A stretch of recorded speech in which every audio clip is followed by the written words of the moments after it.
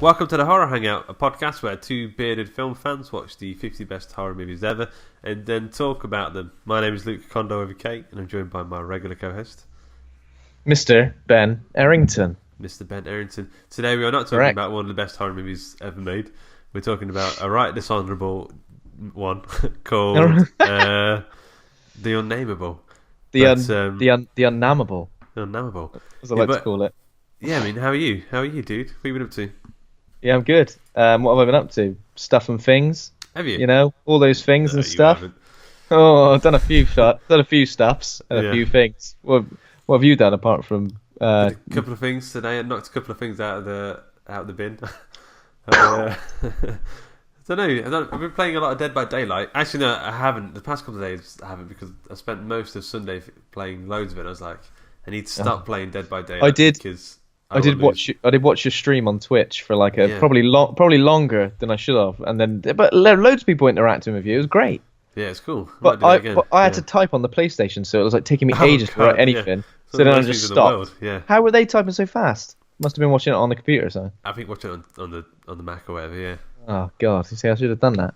But I watched you, and then I think you also invited me to a game, but it was just as I was like finishing off playing something. So I did what any honourable person would do, and just ignored it straight out. I went, oh, shall I just tell him that I can't bother to type? No, it's because someone did the same thing to me, and I was like, I can't be bothered right now. I think you need to sort of have some sort of like date, or like you need to plan it a little bit. Some sort of agreement. You don't want to do it out of nowhere. Have you ever been invited? Ever been invited to play a game like just by a random stranger? Like just someone's invited you. Like who the hell's that? On the PlayStation, or just outside somewhere? Just on the PlayStation, but I mean outside as well. I'll come over here and play hopscotch. Oh, you haven't even drawn it yet. Well, I've never had anyone invite me. I've had like some. You know how like you get those like weird sex bots that talk to you on Skype. So it doesn't really happen much anymore. But they'll message you and say, "Hello, who are you? Age, sex, location, all that kind of stuff." I've got some of those sex location. I've got a couple of those through the PlayStation. I think Cat got one as well. I was like, how would he? They never stop. I think I had one. Did you feel automatically guilty as well when it came through? What have I done? What have I signed up to? No, I don't think so. Yeah. The only time anyone like actually offers to play a game with you out and about is when you're like playing football somewhere and someone comes and goes, oh, can we join in? Like that's lovely, isn't it? Sorry, I don't make the rules, mate. It's not my ball. That's lovely, though, isn't it? Like, what other walks of life does that happen? It doesn't. I think only football. Only football. No one else comes. If you're playing a bit of tennis, no one walks in and goes, "Oh, fancy a bit of doubles." Well, actually, maybe they playing chess. Oh, do you mind if I have a go in the next? I think bowling, maybe. Bowling, yeah. Maybe like pool.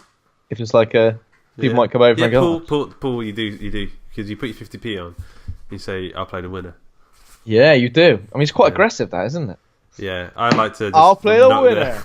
Knock their 50p off the table. It always makes you feel a little bit uncomfortable. Yeah, not their 50. Yeah, it does. Because you're like, well, maybe I'm not done. Maybe I want to play this game, and then we want to play another game. Yeah. Maybe this is the end of like a best of 7 series between us. Yeah, exactly. Yeah. You know what I'm saying?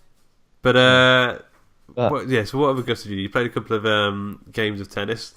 What else? I played some tennis with John McEnroe. Yeah. I've watched a couple of things this week, but not a great deal. I watched The Neon Demon, which is... So that's on Netflix right now, right? That's on Netflix. I watched it on Netflix. We're not sponsored by Netflix, but I mean, it was on Netflix. So if you want to watch it on Netflix, that's the only place you can watch it. Do you still get a 3-month trial on Netflix? Or did they stop doing that now? They don't need to do that now, do they? Sure they still do that. Yeah. They don't need to do it, but they don't need to not do it. That's a good point. See? So yeah, this is is this the latest Nicholas Winding Refn film?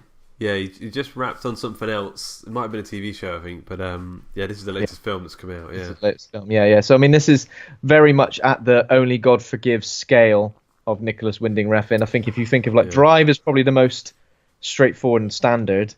Yeah. Bronson's probably like in the middle. I've not seen Bronson. Only God for have you not? No. Is it good? Bronson's on Netflix great as well, I think. Yeah. Bronson's a great film. Only God Forgives is like the batshit crazy. What the fuck is going on? Neon Demon's really close to that. I mean, it's a very strange, ominous film where it feels like not a lot really is happening, but I mean, it doesn't half look good. Is it a horror movie? No, I wouldn't call it a horror movie. It's probably like a psychological thriller with like some horror elements but I mean, it almost feels like a gritty reboot of Mean Girls in places. Okay, interesting. Well, did they do that Christmas dance? And then one of them kicks the kicks the CD player. It's they do that right at the end. I mean, it sounds good as well. It's got a great soundtrack, but it is quite literally one of those films. You're like, what is going on? Is this just like it's just like dripping with metaphor and also dripping because there's like loads of bodily fluids, makeup. There's makeup, paint. Is Drive the only film that he's done where it's like that makes sense? That's like got a beginning, middle, and end. Well, I guess so. Yeah, I guess so. That's the very extreme other level, but that's because it's a film. It's an adaptation of a book, isn't it? So he probably's gone. Yeah. I'm not gonna go too mental with this, Because it's a pretty straightforward plot as well, Drive, even though it is amazing. Yeah. But yeah, Only God Forgives. I don't know if you've seen that. Yeah, I've seen that. I thought it was alright. I think it was alright. I mean, I was confused. Yeah, that was mad. There's a bit where he puts his hands out and then he gets them chopped off, right? Yeah, maybe. There's a bit where someone gets like something pushed underneath their fingernails, some like horrible bamboo spike. I'm pretty sure that happens. Yeah. But yeah, I like him as a director. I think he's got it going on.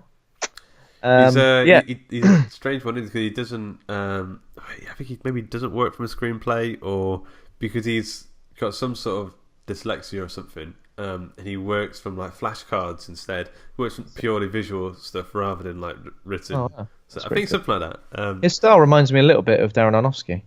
Yeah, a little bit, I think. Yeah, and I went to the cinema. Oh yeah, I went to the multiplex to the Picture House. Yeah, and I watched. Did you get flumps? Oh, they had no flumps. They ran out. And I watched The Meg. Ice Blast. Jason said Ice Blast. No, I didn't get one of them. I mean, I'm not made of money, but I wish I had one. I watched The Meg, which is obviously a giant megalodon, giant prehistoric shark versus Jason Statham, and it was a lot of fun. It was a good laugh. Is it because I saw that it's supposed to be kind of gory, but then they've taken out all of the gory bits? There's like no gore in it. Yeah, I mean it's 12A, so that's obviously why they've taken rid of it. So basically, when anyone gets sort of chomped, they either just go down in one, or there's pretty much no gore. I don't think I saw one bit of blood. Yeah. Apart from the chum, that's what it's called, isn't it? The chum. Yeah, the chum. Yeah. Chum. So there's been a few shark movies. There's been 47 Meters Down, The Shallows, The Meg, and all the Sharknado stuff. The shark genre Deep is Blue Sea 2, which I didn't get around to watching, but still. That is a good point. Yeah, completely forgot about that. Yeah. Speaking of shark horror, I just remembered I watched Jaws 2, which is on Amazon Prime. Oh. It's I've not seen it in a long time. I don't know if I've ever seen it all the way through. It's still got Roy Scheider in it. What's his flavour? And it's got it's good. It's almost like a slasher, like a classic slasher film. Isn't the shark got like a gender? Well, he's either male or female, I guess. I don't know, but you don't bloody know in this day and age, mate. Yeah. You don't want to assume I don't it. think it's got an agenda. It gets its face burned right at the start of the film, and it's got like a Two-Face thing going on. Yeah, but it's good. It pretty much follows on quite well from the last one, but it's not got quite the same magic. It's not got Hooper and Quinn, and it hasn't got that same. Are they? Where does it say Hooper and Quinn? Oh, obviously Quinn was. Which one died? Quinn's like halfway dead. Yeah. He's all the way dead. Yeah, and and Hooper's just mugged. He's just gone. Swam the other way. At the end of the last one, he swam the other way into the sunset. In the book, he has an affair with Roy Schneider's wife. Right. Not Roy Schneider, but Roy Schneider's character. The shark's wife. That's why the shark's wife. You've been sleeping with him behind my back, have you? I'm going to bite his bloody balls off. Yeah, it's good. Did you watch anything else? No, that was it. That was pretty much it.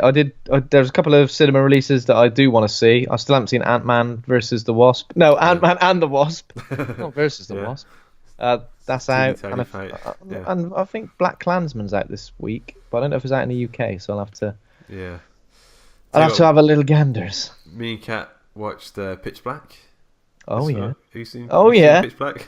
Yeah. Have you seen it recently? Oh God, not for a while. I think it's all right. It's quite Riddick's still. I mean, How on, when I was 12, he was like the ultimate badass, like cool guy. I can't believe it spawned another film. Well, the Like interesting about that him. we watched a bit of that one as well. I fell asleep during the Chronicles of Riddick, but essentially they said, let's take this like contained sci-fi horror film and let's turn it into a sprawling sci-fi fantasy epic because that's exactly what people wanted. But Yeah. obviously didn't. That's absolutely Yeah. and it's called The Chronicles of Riddick, assuming they wanted to make another one, but there wasn't another one, right? Yeah, there's another one. There's another one called Riddick. What? I don't know if it's called the Chronicles of Riddick. I think it's just called Riddick. What? I completely missed that. If that happened. It's called. Oh wait, yeah, there is another film Yeah. just called Riddick on its own. What? So they've gone. Oh, here's The Chronicles of Riddick, mate. This is a great film. But if you've already set something up called something The Chronicles of Riddick, why did you call the next one just Riddick? I don't know. The next one's going to be called Redonk. The next one's going to be called Less and Less. Rid Yeah. R. Pitch Black was all right. It was the only thing is that the CGI of the aliens hasn't aged particularly well. No. It reminds And he me got like of, weird like pointy heads or something. What's that? like hammerhead shark type head things. Yeah. What are they? They just I don't know. Alien things that they're like weird bat things that like that on the tails. They don't really make that much sense, but they were right. They just look like they reminded me of the effects from the first Mortal Kombat film. If you remember, if you remember the CGI from that. Yeah. In my head, I'm trying to remember the CGI, and all I can think of is just like shit xenomorph. That's pretty much it. Like, there's no texture at all to like the skin of the creatures. They It's just they like didn't get around to matte doing the black. textures. They made like the an orca basic. skin. It's like a sofa, like a cheap 3-piece sofa. And what's Riddick's thing? He's just blind or something. He's got shine eyes. He was in he was in Butcher Bay, which is this prison. Yeah. They said for like a pack of 20 menthol cigarettes or something, he paid someone to give him shine eyes, which allowed him to see in the dark because it's pitch black. This prisoners. Yeah. So now he's got really pretty eyes. That's it. So he's not blind. He got shiny eyes. He can see, but like on a so he can see, but everything's a lot brighter. Like the gain is turned all the way up. Oh yeah, so that's why he's got like those sunglasses. Yeah, That's and why he's the got amount of times he does that in the film, like takes sunglasses up over the top of the head or puts them down, like it's so often. Yeah. Like Yeah, he needs to get him on like some sort of swivel where he can just Yeah. go like that. He don't. Yeah. Just taking him on and off constantly. yeah, but yeah, it's all right, and I think it's aged all right. It's just the effects are a little bit cheap, and also the characters are very late 90s TV show stereotype sort of thing. Who's the female actress in that? Don't recognise her from anything else. Oh really? In my head I recognise her. Oh no, it's Rada Mitchell. I recognise her. She's the lead in Silent Hill. I knew I recognised her. Okay, yeah. So she has been in that, and I like that one as well. Yeah, that's good. I mean, Silent Hill's great. I think that's definitely got to be a future episode, isn't it? Silent Hill. But I saw some other horror podcasts, and they were talking bad about it. They were saying it's shit, and I was like, I remember really liking it. I think it is the best video game adaptation film. I mean, that's just my 2 cents, mate. Maybe it's been a while, but I remember it being genuinely terrifying. Yeah, like the bit where like the sirens go off and like the little creatures, with the little baby things. Yeah. One thing I did want to mention as well. Not sure if you're done with your guffs, but the Slender Man movie is out, Right. and after watching the trailer, my initial thought was that looks like it's going to be the worst shit that has ever been conceived. And on Rotten Tomatoes, it's got 12%. It's weird because you don't conceive this shit, do you? Like, it sounds like you put some planning into it. You just I have already one. put some plans of how shit I wanted it to be. I kind of want it to be shit. You know when all this, Yeah. you know when these like sort of like viral, let's yeah. make it into a film. It'd be terrifying, and then they just Yeah. give it to. I mean, awful. It's just been absolutely slated. But when things get slated like that, I want to see it even more. Yeah. Could Yeah. be a future dishonourable one. The only other thing was The Shape of Water, which I watched with Dan, which was way more bizarre than I thought it was going to be. What's Like, bizarre? It's I don't know. I just kind of thought it was going to be a bit more straightforward than that. But it's like there's a bit where the woman puts like towels in the bathroom and then fills the bathroom up with water. I don't think that's possible. That was mental, wasn't it? There's a bit where Michael Shannon's great in it. He's got his fingers. He's trying to have sex with his wife, and he's shoving his like fingers. He's got horrible rotted hand. His rotted hand in her face. Yeah, it's gross. Yeah. And also the cat. Like, what? Why did it eat the cat? That was. It's just an animal, mate. It was basically Free Willy. Yeah, but we didn't get to see the Willy. Well, we didn't get to see the Willy, but they discussed the Willy quite often. So it is basically like a bestiality film. Yeah. I mean, that's when you. But it's a really good gothic love story. I think I really like it. Yeah. And the main actress Sally Hawkins. That sounds right. I think she's really good. I've seen her in a couple of things before. She's been good. In this, she was like fudding herself off constantly, wasn't she? Yeah, all the time. It was way more adult than I thought it was going to be. I thought it was going to be a little bit sweeter, and like softer. But no, it was. But that's the thing. There were those nice. It was a sweet film, but there were those sort of quite gothic, even moments where it was a bit like horror that I thought were thrown in, which was quite good. Reminded me of like Tim Burton, but maybe not as. I suppose Del Toro's never really shied away from mixing the more adult horror with. I'm thinking of like Pan's Labyrinth, where it gets the gun butt to the nose, and also it's a bottle, isn't it? It's just a bottle of beer. That's right. Yeah. And what's her name getting stabbed in the end of that one? Devil's Backbone. Like one of the women gets sort of shot. Yeah. Devil's Backbone, Horror Hangout episode 1. That was episode 1, yeah. But that's it. I thought it was pretty good. I definitely need to watch it again. I don't think I quite saw, because I know like when it came out it was like 5 stars. You know, it won best across picture. the board. It won best picture, yeah. Yeah, 10s across the board. But I was like, 8s across the board. 8s. Yeah, I think I was around about an 8. Yeah. I think after I watched it, I was a bit like, that was amazing. But then as time went on, I was a bit like, eh. Have you heard about the Academy Awards new category? What is category? Best popular film. So I was just like not so lowbrow. The best lowbrow film. Is pretty that what much, they're saying? Yeah. But there's going to be Oscar winners, like which are like Black Panther and stuff. If that gets nominated, I was just thinking of films that were popular recently. So like imagine like Infinity War might get nominated. Black Panther. There's some like contenders apparently. I suppose they can't really ignore it for too much longer, can they? Because it's those films are kind of funding everything else.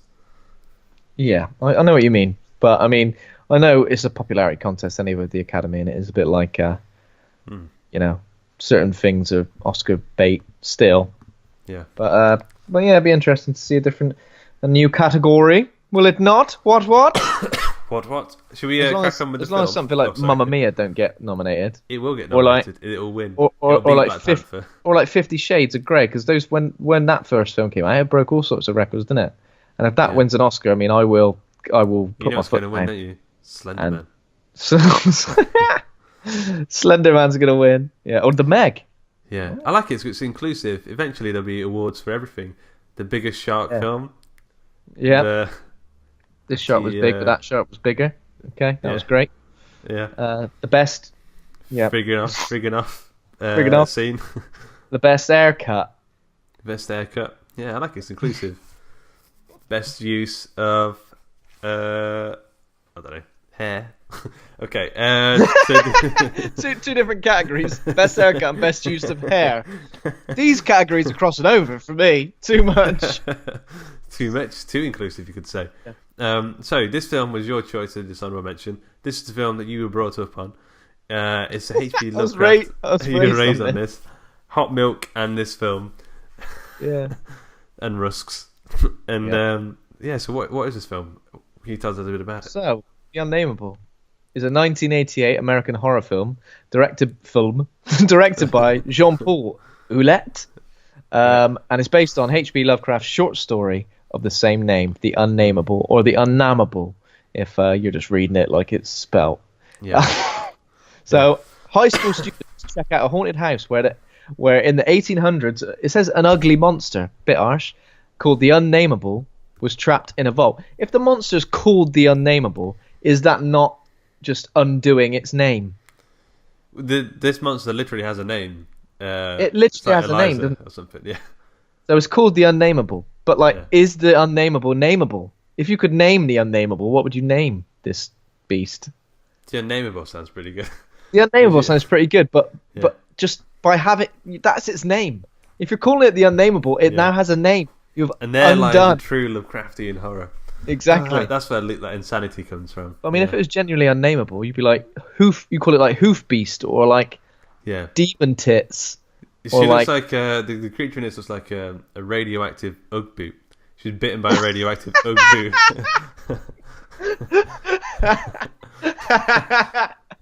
You're right. Yeah. Woke up one day, started my new job at the shoe factory when a Yeah. radioactive Ugg boot.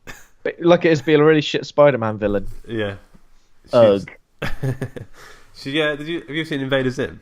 I always think about that character who was the chicken, like a fried chicken restaurant. He was the mascot, and the zipper got caught, and now he in this chicken suit. So now he roams the sewers as this sort of chicken monster thing because he thinks he's turned into a chicken monster, but it's just got the zip stuck. Oh, Yeah, I mean, that's it's good. unfortunate. Yeah. So yeah, this is based on a H.P. Lovecraft short story. Have you read it? No, I've only read I don't know 8, 9, or 10 Lovecraft stories. something That's a around lot, that mine. number. Yeah. I've only read 8, 9. It's Yeah. like, oh, have you ever had an omelette? Oh, I've only had 8, 9. That's quite a lot. Yeah, I mean it's not one I've read though. I didn't know much about it. This character as well appears in a lot of his stories, but I don't think he's shown up in any that I've read. Is it a he or a she, the Unnamable? Well, in this it's a she. Yeah, I thought it was a she because it's Yeah. got tits, right? Yeah. It's definitely got tits in the second film. I remember the tits. Oh yeah, you remember that. Because I was like, Yeah. hang on a minute. This film, I'm I couldn't find too much about it, by the way. So there's no rating on Rotten Tomatoes. Empire haven't done an essay on it. It's not out on Blu-ray or anything yet. I mean, I think it's coming out on Blu-ray soon, actually, and the sequel. You might want to get on that. oh wow. Okay. So yeah, the reason I chose it, I mean, it depends how you think of dishonorable mention, because dishonorable mention, you might think it's not notoriously not a great film, but you love it, so it's a bit of a guilty pleasure. Yeah. But I've chosen this as a dishonorable mention because I know it's not that good. I know it's not that great, but in terms of my horror history, how I was shaped as a young impressionable child.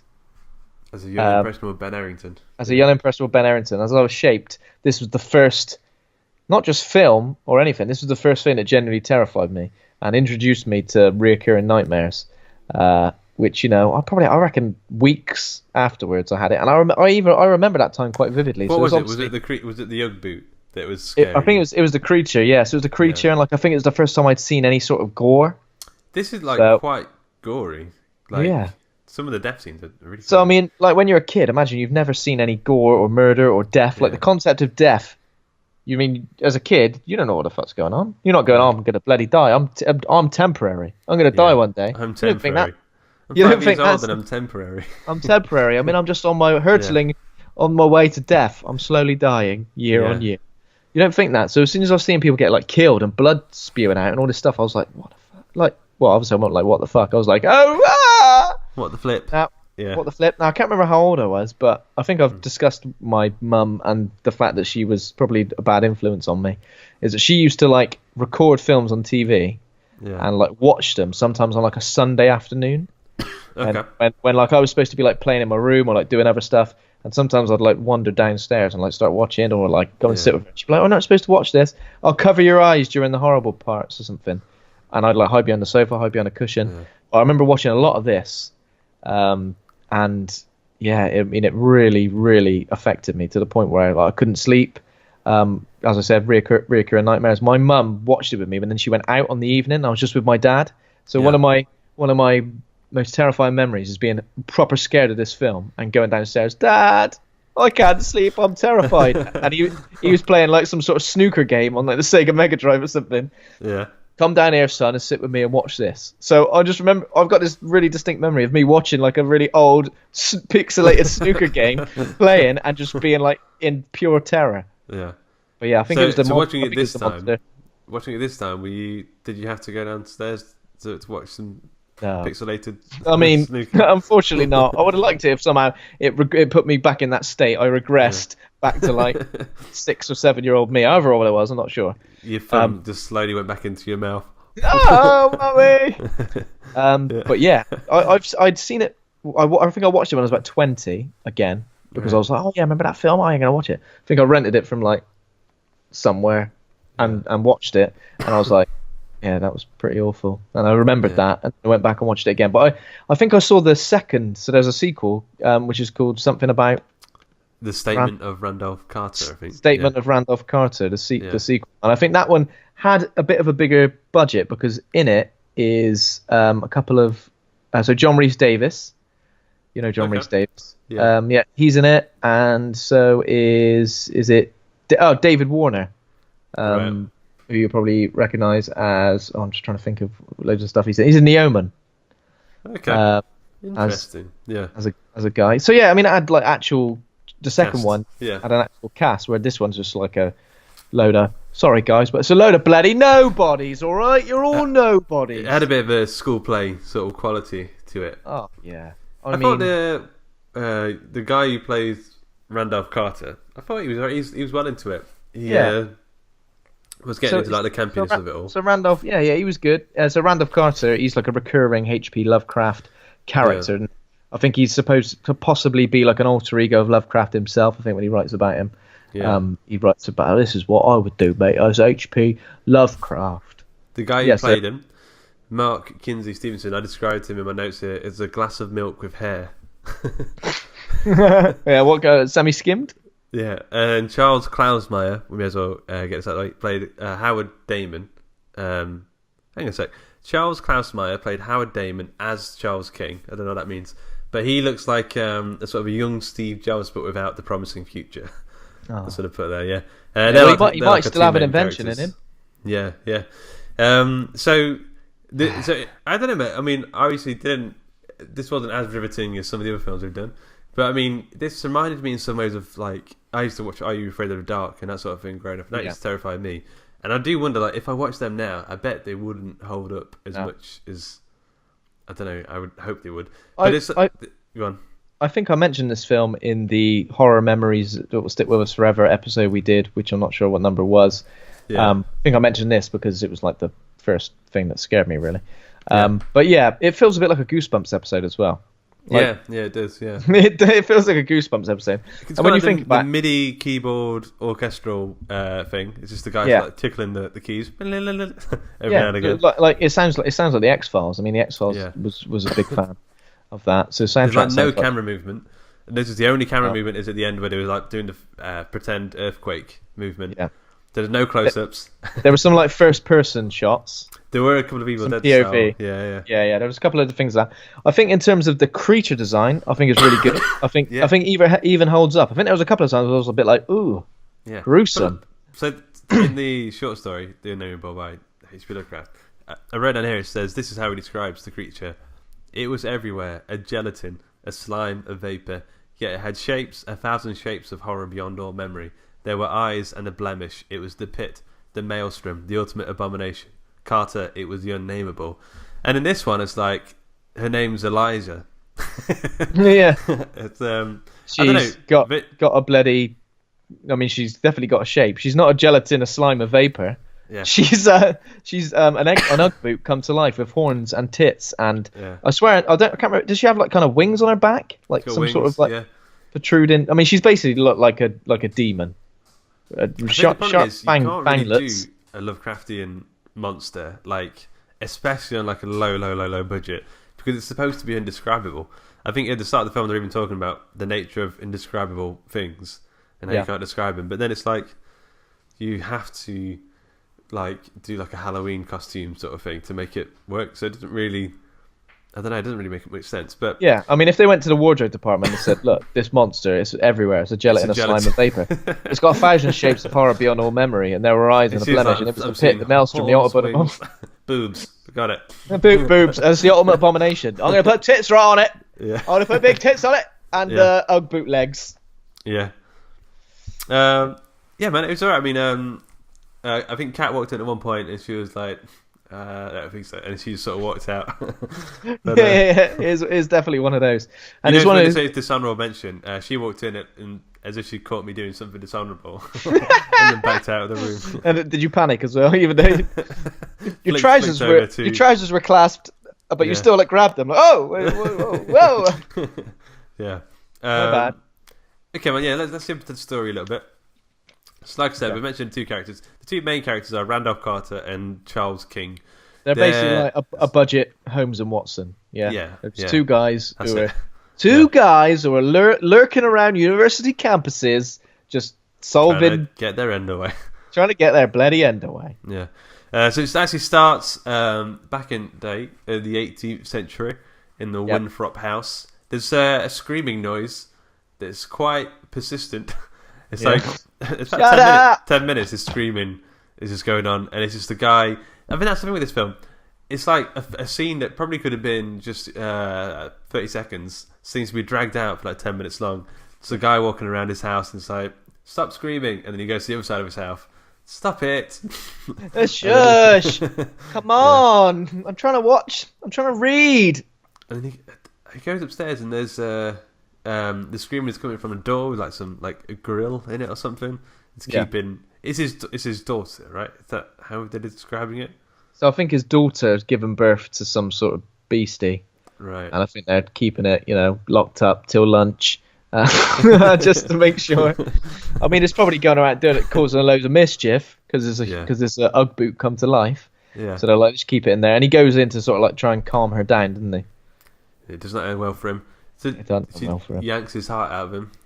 She does the what's it called? The 5-finger death punch or whatever. Yeah.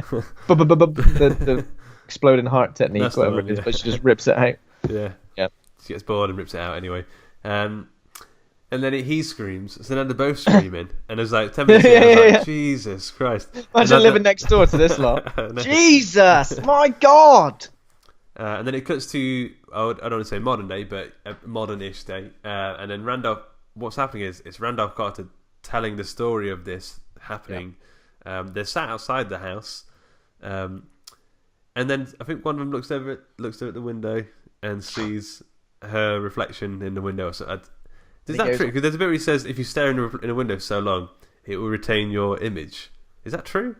Oh, that's a nice. Is that actually true?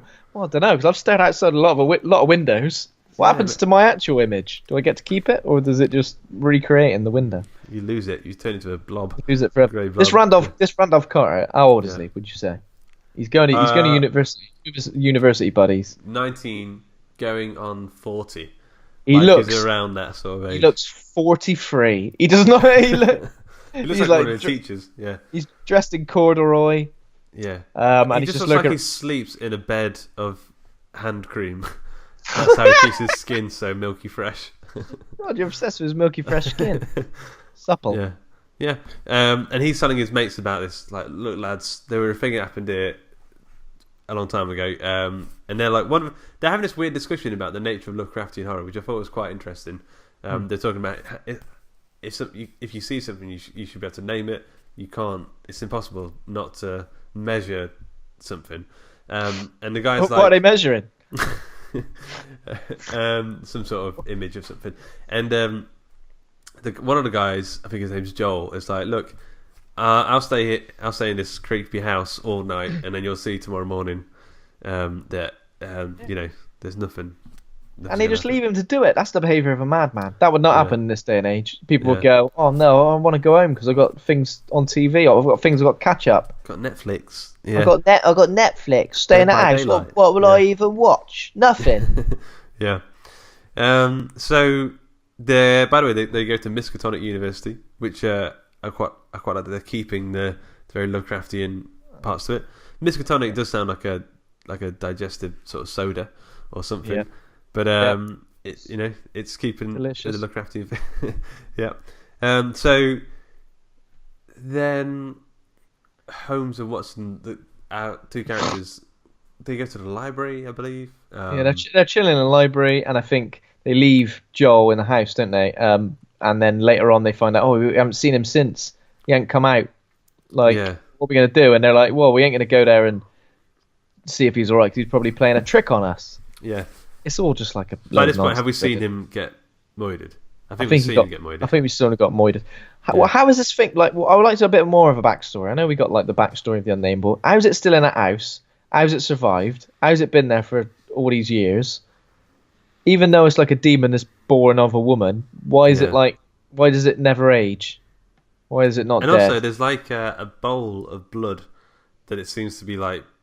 It's like some sort of sacrificial thing. It seems to be collecting blood in this bowl. That never really gets explained. No. I mean, what's it doing? It's collecting that blood in the bowl because it's making a lovely stew. And he knows that blood just like... It's making a stroganoff. Yeah. Making a lovely stroganoff. Yeah. So Joel, he's wandering around the house. Again, this is one of those things that takes about 10 minutes when he's just walking around and he hears a noise and he goes, "Ooh, that's interesting." And he goes over to the other side of the house. This was nuts. Like this scene was like it was an echo chamber. So this scene happened. Man walks around house. Man hears a noise. Man gets confused, and then it seemed to just happen over and over again until the end of the film with different people. It's pretty much it. Yeah. That is pretty much it. It gets to this point in the film when they go in the house and literally nothing happens. Like we don't see anything. Yeah. Until the final 10 minutes of the film.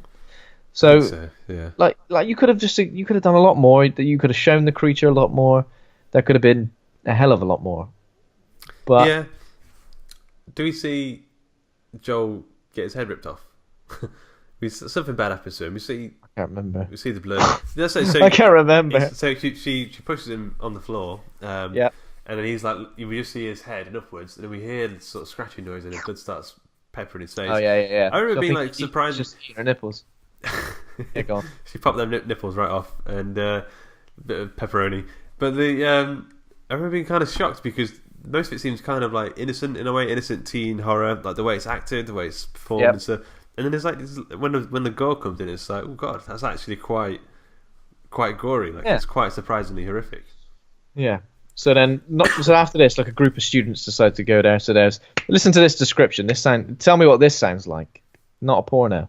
2 young lads, fresh from the university football team, Bruce Weeks and John Babcock, and a couple of girls they want to score with, Wendy Barnes and Tanya Heller, go there. Fresh set up from a the room university football team. What does that mean? Fresh from the football team. What have you done? Just come from football practice? Oh no. I'm fresh. Well, yeah. You're fresh off of it, are you? Yeah. So they're like, let's go to the bloody house and tell ghost stories. Oh, well, I mean, yeah. Yeah. So one of them has like the jumper tied around his shoulders. The other one has the school jumper and the logo there. They're both like what's the guy from Scooby called? Fred. They're both a bit of a Fred. Yeah, and they're both 35. It's the Grease school of casting high school students. Yeah. Is where they're like, we've got to be about 35, sorry, and if you're going to play a 17-year-old, why not? So the girls they take, there's one called Wendy Barnes, who our guy is in love with. No, Howard's in love with her. Howard's in love with her. But then Watson's the other girl, Watson's in love with her. Watson's in love with her, but the other girl, Tanya, is in love with him. Right? Yeah, I mean, it's too complicated and convoluted for this film, isn't it? Like, well, there's some sort of love octagon going on. Who's in love with who? Nobody cares. Just let I mean, they're fodder, aren't they? They're fodder for the beast. Yeah. And none of them are killed in even slightly interesting ways, are they? Really? Well, now it's their turn to sort of walk around the house and hear noises and investigate the noises. They get split up at one point, and then one of them says to the other, one wants to leave the house and says, "You want to pull out now before you get your wink wet." I remember listening, hearing that and thinking, "What? Wink wet? Yeah. Have you got your wink wet? Oh, sorry." So one of them does get his wink wet when he and Wendy have a bit of sex, and as they're having sex, I thought this was quite interesting. Wendy looks left or right or wherever, and there's a head, Joel's head from earlier in the film, lands next to her head, and he like winks. He doesn't wink, but then I think they get the other one that boy gets killed.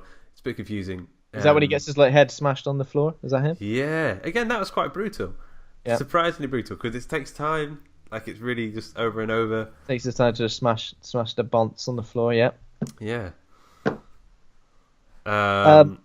So then Howard and Randolph turn up, don't they? So Howard goes and gets Randolph and says, "Look, mate, Joel never came back from the house. We got to go sort him out." Randolph's like, "I'll get the flashlights." Which is, yeah. Are you looking at the Wikipedia summary, by the way? Because even the Wikipedia summary seems kind of passive-aggressive, kind of bitchy about the film. Yeah, it does, doesn't it? It does. It's angry. What are you looking at?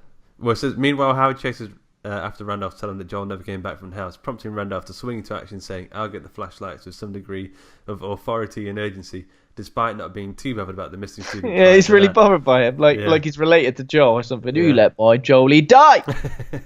Okay, so then they're all in the house. I don't think too much more happens. The other guy gets killed. Yep.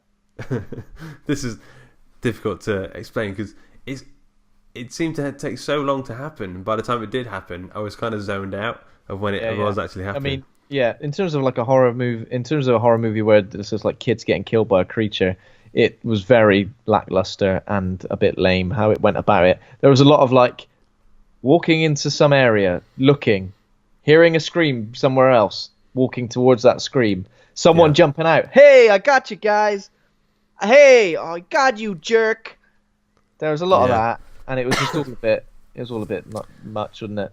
Yeah, so at some point, Randolph gets split up from the others, and he finds the Necronomicon for some reason. It's in the house, and he starts reading it. Yeah, it's not been explained why that was involved. Why is that involved in some weird sort of demon baby? And interestingly, he sort of opens up a portal or something in the grave of his ancestor in the graveyard, and he goes into the hole. And it sounds like he's having a way cooler adventure under this hole. Because he said he's like fighting skeletons. He's in the dreamland. He's doing loads of cool stuff down there. We don't get to see any of that. Doing backflips. And he disappears for the rest of the film. At the same time... They didn't pay him enough. He was like, I'm going to go pay him enough, next week. He needed to go bathe in some hand cream. And so while that's happening, the Unnamable... what's the name? The Unnamable is hunting after the other two. And then at some point, the camera starts to shake. Must be people off camera with like branches poking at the Unnamable. We finally get to see it now, and it is kind of spooky. I think it slaps the main dude at one point. That's what it seems to do. It seems to like grab people, and someone gets close to it, and he goes, "Backhand, get away from me!" And then it comes from him again, backhand. Yeah. All the secondary characters, it didn't do the bitch slap, it went straight in for the neck or the kill or something. The heart. Yeah, exactly. But I think it was pretty creepy in terms of the creature design. Like the face and the eyes are kind of nasty. In the second film, in the sequel, the creature looks like more cat-like. It's got very like cat-like features and bigger wings, I think. Maybe smaller tits. Can't remember. And conveniently like long enough hair to cover her nips, genitalia. Oh right. So I mean, to be fair, like as soon as the creature appears on screen, like it's not as much of a threat as perhaps it felt like it was. Because isn't there one point where they fend it off with like trees and stuff? Well, I don't think they're holding the trees. That's what I mean. So I think it's because Randolph's in some dreamland. He's doing some magic, and it's like these branches just start appearing on the camera, start like attacking the creature. I think what happens at the end? Does it get sucked into the hole? He gets eaten by a tree or something. Yes. I don't remember. Does it get sucked off at the end? What does someone get sucked off? What happens? I don't know.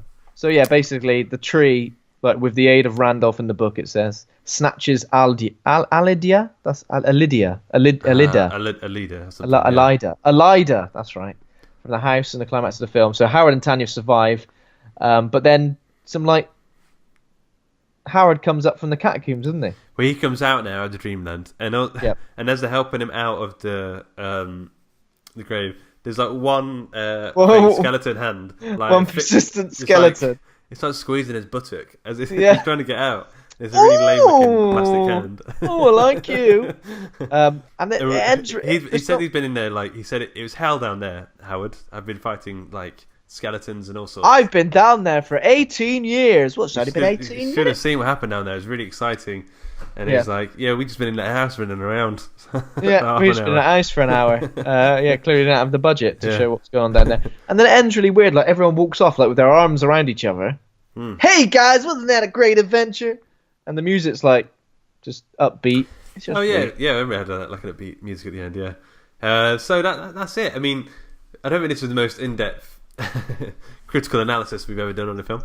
But, no, I mean it's hard to. Like, I think even if we wanted to try, like there isn't enough happening. Even though it's a H.P. Lovecraft thing, there aren't that many themes going on. Like not enough explained. There's not enough of a backstory to the demon. Like I think what we needed was some sort of like connection to the demon. Some sort of like. I do remember one jump scare that I think made Cat jump. So I was going to ask her, but she said it didn't, but I'm sure it did. So. They're in the bedroom of the house, and then Wendy, or one of the girls, says, I just saw the creature in the window, and Howard goes, no, it's just retained the image because it's been looking out the window for so long, which is a weird thing to say. I've never like seen something in the window and go, that's not a tree outside. It's just a reflection, it's retained the image. And then he looks through the window, and then the creature punches through the window and grabs at Howard. I thought that's quite good. The creature's like that. You fucking slick. Yeah. Yeah, man. So I don't know. It was interesting. I think it was something I had to watch again just to remind myself. You know, I think I'm done with it now. I never need to go back to it again. It scarred me, and I think I'm over it. Like I needed to face up to it. I needed to bring you down with me. I needed you to watch it as well, so you knew what my pain was like. Yeah. And now you've done it, and now you can. I'm going to have nightmares. Yeah, I'm going to come nightmares for a week. No. The window retains my image. Okay, so in terms of trivia, it was difficult to find some trivia questions. Are you ready for the trivia? Yeah. Number 1, the script was written in 7 weeks. True or false? 7 weeks? You could write this script on the back of a napkin. True. False. 7 days, so it took 1 week. Number 2, the film was shot in 3 days. True.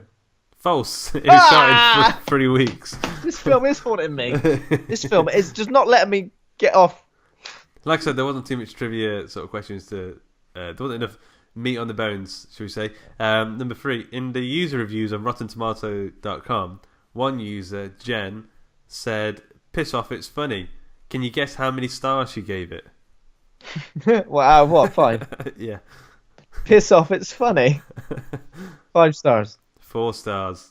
Oh, fucking. Well, who's she telling to piss off?